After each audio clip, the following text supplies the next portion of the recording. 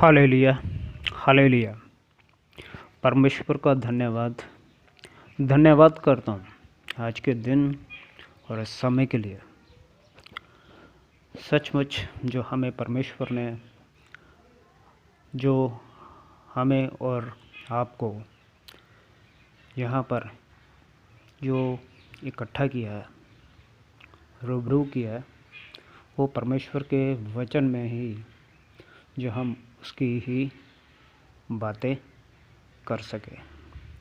सिर्फ परमेश्वर की ही बातें जो आप या हम एक दूसरे को बता सकें।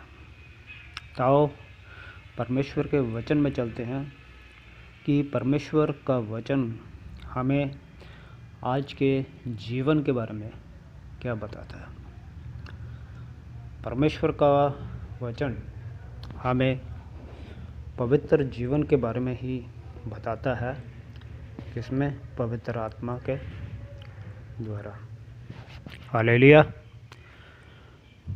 पवित्र आत्मा के द्वारा पवित्र जीवन।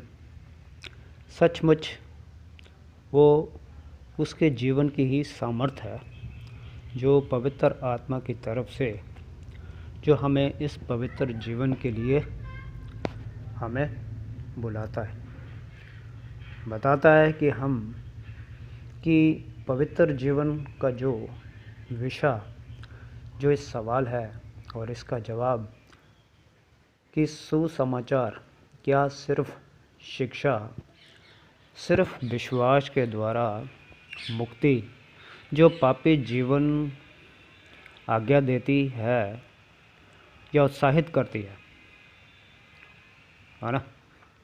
तो ये सिर्फ क्या विश्वासी के लिए है? कहने का मतलब है कि पापी के जीवन में भी ये आज्ञा देती है कि वो उत्साहित उसे करती है। ये इसका जवाब हम इसी के सुसमाचार में जो मसीह के पवित्र जीवन में हमें ये मदद करती है कि आज्ञा का पालन करने को हमें बताती है। कैसे? मसीह जीवन जीने के लायक जो हमें बनाता है, उसका तरीका जिसमें हम ये ध्यान करें कि वो मानवता को ये पढ़ाए कि सबसे ख़ास ये पहचान जो ज़्यादा भीड़ में जो गायब है, वो पवित्र आत्मा का खास मानव, वो आदमी जैसे जो उसके हिस्से को समझने के लिए एक ख़ास जो चाबी होती है वो हम में नहीं है, पर वो पवित्र आत्मा में है जो हमारे अंदर दी गई है। उसके 7 तरीके हैं और 7 तरह से वो हमें मदद करता है उसकी सेवा में। हालेलुया।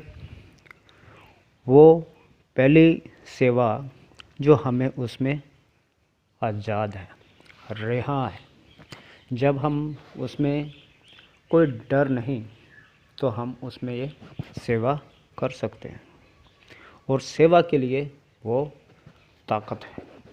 अगर वो कमज़ोर है तो वो ताकत है कि हम उसमें ये सेवा करते हैं। और पाप में जीत है कि जो हमें वो सेवा के लिए ये हमें हक और अधिकार देता है। और सेवा की वो अगुवाई है, मदद जो हमें वो आगे बढ़ाता है। और ऐसे ही वो पुत्र के ऐसे वो सबूत, वो ठोस दो तत्व में भी गवाही देता है। सचमुच अगर हम उसमें गवाही देते हैं तो वो उसमें सेवा करता है और सेवा की मदद भी वो देता है। वो दूसरों के राही जो वो हमें ये सब अर्पण करते हैं। हालेलुया। सचमुच पवित्र आत्मा में ही वो पवित्र जीवन जो हम लोगों के साथ मिलकर ये सब करते हैं। हालेलुया। इसी आयत की मदद से हम ये पढ़ते हैं,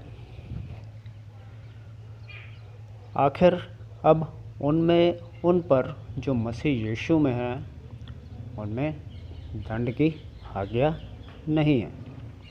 रोमियो का वचन है जिसमें हम पढ़ते हैं, आखिर अब उन पर जो मसीह यीशु में है उसमें दंड की आज्ञा नहीं है। सज़ा का कोई उसमें हुक्म नहीं दिया है। सच कहते हैं, क्योंकि वचन जो हमें सिखाता है वो है हमारी निराशा, हमारी हार, जो हमें कमी होती है कि उस गुलामी की जो जीत के वो जयकारों के साथ जब हम ऊंचाइयों के शिखर पर आते हैं तो यीशु मसीह में उनको सज़ा का हुक्म नहीं है। जहाँ 2 तरीक़ों में बताया गया है, पहला, जिधर तक वो पाप का सवाल है कोई ईश्वरीय सज़ा नहीं है क्योंकि हम मसीह में हैं। इधर जो सज़ा है, जब हम पहले के अधीन में थे तो जैसे आदम के समय पर अब हमारे मसीह में है, इसलिए जैसे कि सज़ा के से वो आज़ाद है और वो हमें भी है। इसलिए हम चुनौती को बहाकर फेंक सकते हैं। वो सारी रुकावट, वो कैसे, उस चुनौती में पूरी तरह चैलेंज के साथ जब वो ठान ले, ये मान ले, तो वो इन सारी रुकावटों को, इस सब बंधन को वो क्या कर सकता है, उसके मदद से और उसके अधिकार से हम ये सब करने की अधिकार के साथ ये दूर कर सकते हैं। हालेलुया। मेरे धन्य मुक्तिदाता के पास जो पहले पहुँचे वो परमेश्वर के समान उसको ले, जो यीशु के पाप का एक भी धब्बा जो साबित कर दे, तो मुझे वो बता दे कि मैं क्या हूँ, अशुद्ध हूँ, गुनहगार हूँ। सचमुच ये किसी ऐसे ही लेखक और विद्वान ने इस बात को बड़े ज़ोर के साथ ये जाहिर किया है, साबित किया है। मैं फिर पढ़ देता हूँ। मेरे धन्य मुक्तिदाता के पास पहले पहुँचे जो परमेश्वर के समान से जो उसको ले और यीशु के पाप का एक भी धब्बा वो साबित कर दे, तो मुझे बताए कि मैं गुनहगार हूँ।